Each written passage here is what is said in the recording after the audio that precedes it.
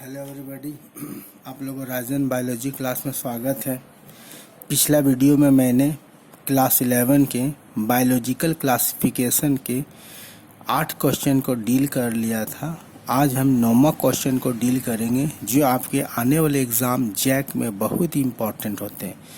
तो पहला क्वेश्चन जो है यानी 9वां क्वेश्चन क्या है, which structure in lichen helps in respiration.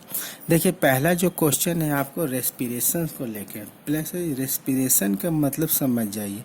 देखिए हर लिविंग ऑर्गेनिज्म जो है ऑक्सीजन को लेता है और ऑक्सीजन जो है उसके बॉडी में ग्लूकोज के साथ रिएक्ट करके कार्बन डाइऑक्साइड, वाटर और एनर्जी का निर्माण करता है, यानी 38 एटीपी का निर्माण करता है। इसी प्रोसेस को रेस्पिरेशन कहा जाता है। तो जैसे मनुष्य में हम लोग के नाक, लंग्स, ये सब रेस्पिरेशन में मदद करता है। नोज हो गया, लंग्स हो गया, ये सब आपको रेस्पिरेशन में मदद करता है। तो लाइकेन में ऐसा कौन सा स्ट्रक्चर है जो ये एक्सचेंज ऑफ गैसेस में मदद करेगा। तो देखिए पहला एग्जाम्पल है सोरिडिया। पहला एग्जाम्पल क्या है, सोरेडिया। दूसरा एग्जाम्पल है साइफेली। तीसरा एग्जाम्पल आइसोडिया। तीसरा सेफेलेडी। देखिए स्कोरोडिया जो है एक common reproductive structure of lichen, यानी ये प्रजनन में मदद करता है। लाइकेन को जो प्रजनन करना होता है इस सोरोडिया से ये रिप्रोडक्शन करता है, यानी ये एक प्रकार का ये रिप्रोडक्टिव ऑर्गन है लाइकेन का। दूसरा ऑप्शन जो है साइफेलेई एक ऐसा स्ट्रक्चर है जो रेस्पिरेशन में मदद करता है। लाइकेन को रेस्पिरेशन में कौन मदद करता है, साइफेली। यानी इसका करेक्ट आंसर हो जाएगा ऑप्शन नंबर 2 यानी बी। इसी तरह तीसरा ऑप्शन को भी देख लेते हैं कि ये ऑप्शन आपको क्या चीज़ मदद करेगा। आइसोइडिया या आइसोडियम ये एक वेजिटेटिव रिप्रोडक्शन है। देखिए प्रजनन में 2 प्रकार का होता है। एक ऐसा प्रजनन जिसमें प्लांट के पार्ट के द्वारा जब दूसरे मतलब रिप्रोडक्शन हो जाता है तो उसे वेजिटेटिव रिप्रोडक्शन बोलते हैं, यानी इसमें गैमेट्स का निर्माण नहीं होगा। तो आइसीडियम क्या चीज़ मदद करता है, वेजिटेटिव रिप्रोडक्शन। चौथा ऑप्शन जो है सेफलोडिया।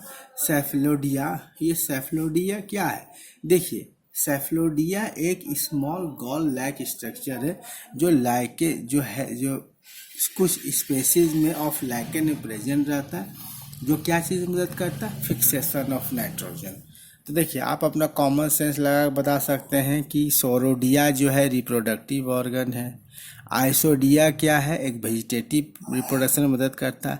सिफेलियडेई क्या है, ये आपको नाइट्रोजन फिक्सेशन में मदद करता है। और साइफेलिया क्या है, ये रेस्पिरेशन में मदद करता है। तो साइफेली जो है ये आपका ऐसा ऑर्गन है जो लाइकेन में रेस्पिरेशन में मदद करता है। तो इसका करेक्ट आंसर क्या हो जाएगा, ऑप्शन नंबर बी।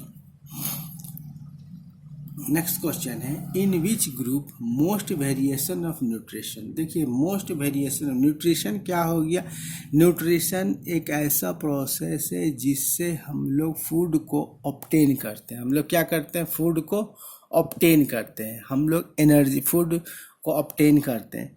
तो विविध यानी ऑप्शन नंबर ए हो जाएगा एनिमेलिया, ऑप्शन नंबर 2 हो जाएगा मोनेरा, ऑप्शन नंबर सी हो जाएगा पेलेंटेई, ऑप्शन नंबर डी हो जाएगा फंगई। यानी मोस्ट वेरिएशन, बहुत ज़्यादा न्यूट्रिशन में विविधता देखने को मिलेगा। बहुत ज़्यादा विविधता माने डिफरेंट प्रकार का पाया जाएगा। तो यहाँ पहला ऑप्शन एनिमेलिया।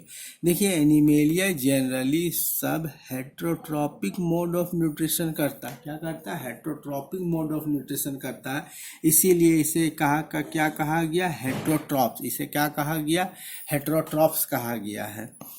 फिर उसके बाद आपका दूसरा है मोनेरा के बारे में भी हम लोग डील नहीं करते, प्लेनेटेई के बारे में डील करते हैं। प्लांट एक ऐसा ऑर्गन है जो अपना खाना खुद तैयार करता है, इसलिए इसे ऑटोट्रॉप्स कहा जाता है। ऑटोट्रॉप्स वैसे ऑर्गेनिज्म को कहा जाता है जो अपना खाना खुद तैयार कर लेता है। तीसरा ऑप्शन हम लोग डील कर रहे हैं फंगी के बारे में। देखिए सारे फंगी हेटेरोट्रॉप्स होता है। अब यहाँ पर एक बात समझना, कुछ फंगी जैसे ईस्ट, ये सड़ा गला चीज पर ही जीवन यापन कर लेता है। तो यहाँ पर एक चीज समझिए कि सड़ा गला चीज पर यापन करता है तो वो उस चीज से कार्बन निकालता है, कार्बन कंपोनेंट यानी ऑर्गेनिक कंपाउंड को कहाँ से प्राप्त करता है, डेड से। तो एक तरह से जिस तरह हेटेरोट्रॉप में क्या हुआ कि फूडिंग के लिए किसी और ऑर्गेनिज्म पर निर्भर रहना, तो यहाँ पर भी फंगी जो है हेटेरोट्रॉपिक मोड ऑफ न्यूट्रिशन कर रहा है, यानी सड़ा हुआ चीज़ तो खा रहा है या फ्रेश चीज़ तो खा रहा है, यानी दोनों में उसे तो अदर ऑर्गेनिज्म पर ही तो निर्भर रहना पड़ता है। तो इसलिए फंगी भी हेटेरोट्रॉप हो जाएगा। प्लांट जो अपना खाना खुद तैयार कर लेता है, ये इसलिए ऑटोट्रॉप्स कहा गया। मोनेरा के बारे में जानिए कि मोनेरा जो है ये आपका या तो ऑटोट्रॉपिक पाया जाएगा या तो हेटेरोट्रॉपिक पाया जाता है, या तो ये ऑटोट्रॉप पाया जाएगा या हेटेरोट्रॉप। ऑटोट्रॉप मतलब क्या हो गया कि अपना खाना खुद तैयार कर लेना, और हेटेरोट्रॉप्स मैंने क्या हुआ कि खाने के लिए किसी अदर ऑर्गेनिज्म पर निर्भर होना। तो एक तरह से इस क्वेश्चन का करेक्ट आंसर क्या हो जाएगा, मोनेरा, क्योंकि एनिमेलिया जो है सिर्फ हेटेरोट्रॉपिक मोड ऑफ न्यूट्रिशन करता है, दूसरा मोड ऑफ न्यूट्रिशन नहीं करता है। प्लेनेटरी जो है ये ऑटोट्रॉपिक मोड ऑफ न्यूट्रिशन करता है और हेटेरोट्रॉपिक मोड ऑफ न्यूट्रिशन नहीं करता, यानी एनिमेलिया में भी एक ही प्रकार का न्यूट्रिशन हो रहा है, प्लेनेटरी में एक ही प्रकार का न्यूट्रिशन हो रहा है। फंगी भी हेटेरोट्रॉपिक मोड ऑफ न्यूट्रिशन करता है, यानी एनिमेलिया, प्लेनेटरी, फंगी में एक ही प्रकार का मोड ऑफ न्यूट्रिशन है। लेकिन मोनेरा में जो है ये दोनों प्रकार का। इस तरह हम लोग बोल सकते हैं कि मोनेरा में जो है न्यूट्रिशन बहुत ज़्यादा विस्तार किया गया, यानी वेरिएशन हुआ, यानी इसमें दोनों प्रकार का है, ऑटोट्रॉपिक मोड ऑफ न्यूट्रिशन के साथ साथ हेटेरोट्रॉपिक मोड ऑफ न्यूट्रिशन। अब नेक्स्ट क्वेश्चन है, क्वेश्चन नंबर 11 है, माइकोराइजा क्या है। माइकोराइजा इज एग्जाम्पल ऑफ, देखिए माइकोराइजा इज एग्जाम्पल ऑफ, अब पहला है फंगेटेसिस है, एमनेलिटिज्म है, एंटीबायोसिस है और म्यूटेलिज्म है। देखिए अब हम लोग म्यूटेलिज्म के बारे में जानेंगे। म्यूटेलिज्म क्या है। Mutualism is a kind of symbiosis in which both involved organism are benefited, यानी म्यूटेलिज्म एक ऐसा ऑर्गेनाइजेशन है, एक ऐसा कम्बिनेशन है जिसमें दोनों ऑर्गेनिज्म जो है बेनिफिटेड होगा। इसीलिए mycorrhiza show symbiotic relationship between fungi and plant. तो यहाँ भी माइकोराइजा जो है, जो रिलेशन बन रहा है, माइकोराइजा क्या, फंगी और प्लांट। हर प्लांट के रूट में जो फंगी पाया जाता है उसे माइकोराइजा बोलते हैं। तो यहाँ जो फंगी पाया जा रहा है, यहाँ जो प्लांट पाया जा रहा है, यहाँ दोनों बेनिफिटेड हो रहा है, इसीलिए ये कम्बिनेशन हुआ है, ठीक है।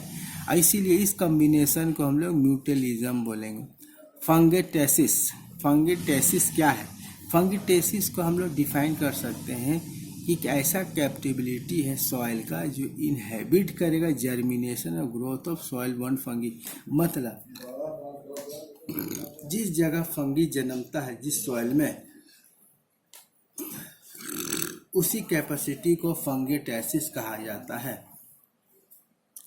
एमेंसलिज्म, एमेंसलिज्म क्या हो गया।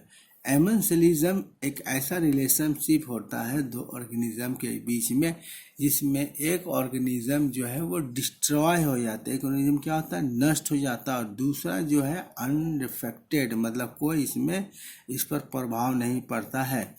एंटीबायोसिस, एंटीबायोसिस एक ऐसा रिलेशनशिप होता है जिसमें एंटीबायोटिक्स और बैक्टीरिया, ये एनिमल और डिजीज कॉजिंग, मतलब एंटीबायोटिक ऐसा रिलेशनशिप होता है, एंटीबायोटिक और बैक्टीरिया, एंटीबायोटिक बैक्टीरिया हो गया या एनिमल हो गया या डिजीज कॉजिंग पैथोजन, इसी को हम लोग एंटीबायोसिस कहा जाता है। तो यहाँ पर जो माइकोराइजा, इस प्रकार माइकोराइजा का करेक्ट आंसर क्या हो जाएगा, म्यूटेलिज्म। फंगेटेसिस के बारे में क्या जानिए कि ऐसा सॉइल यहाँ फंगी का जन्म होता है, तो ये माइकोराइजा का एग्जाम्पल नहीं हुआ। एमनेलिज्म मतलब क्या हो गया, एक ऐसा रिलेशनशिप जिसमें दो ऑर्गेनिज्म के बीच में रिलेशनशिप हो रहा है, जिसमें एक ऑर्गेनिज्म नष्ट हो जाएगा, एक ऑर्गेनिज्म जिंदा रहेगा, तो उसको हम लोग बोलेंगे एमनेलिज्म। एंटीबायोसिस क्या हो जाएगा, एंटीबायोसिस जो है एक रिलेशनशिप होता है बैक्टीरिया, एनिमल और डिजीज पैदा करने वाले पैथोजन के बीच में। अब म्यूचुअलिज्म क्या हो जाएगा, म्यूचुअलिज्म एक रिलेशनशिप होता है किसके किसी बीच में, एक फंगई और प्लांट के बीच में, और इसी को हम लोग माइकोराइजा बोलते हैं। तो म्यूचुअलिज्म भी एक प्रकार क्या हो जाएगा, माइकोराइजा हो जाएगा। अब तीसरा, अब क्वेश्चन नंबर 12 क्या हो जाएगा, माइकोबियंट एंड फाइकोबियंट। देखिए माइकोबियंट और फाइकोबियंट आर फाउंड, देखिए माइकोराइजा जो होता है वो, mycorrhiza is a symbiotic relation between fungi and plant. ये फंगई और प्लांट के बीच में जो रिलेशनशिप होता है उसको माइकोराइजा कहा जाता है। अब वहाँ माइकोबियंट और फाइकोबियंट का कोई जगह नहीं है।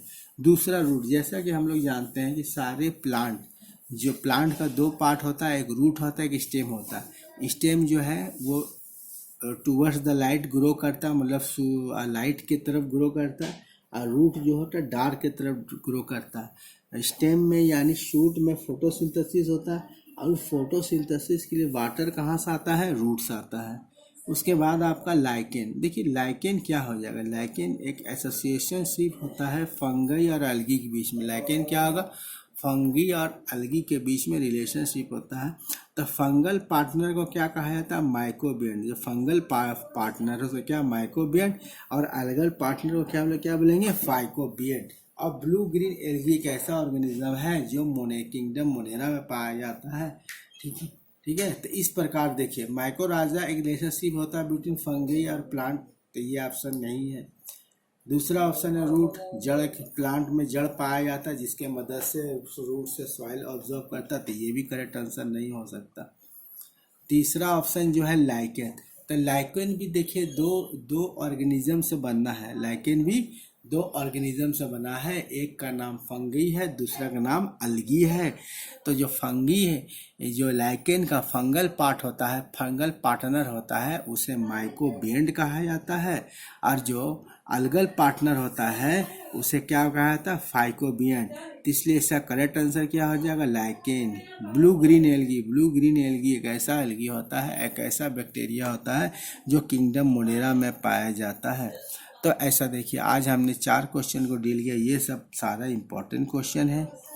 आशा करता हूँ मेरे वीडियो आपको अच्छा लगा होगा। वीडियो अगर अच्छा लगा तो लाइक कीजिएगा, शेयर कीजिएगा। ओके, धन्यवाद।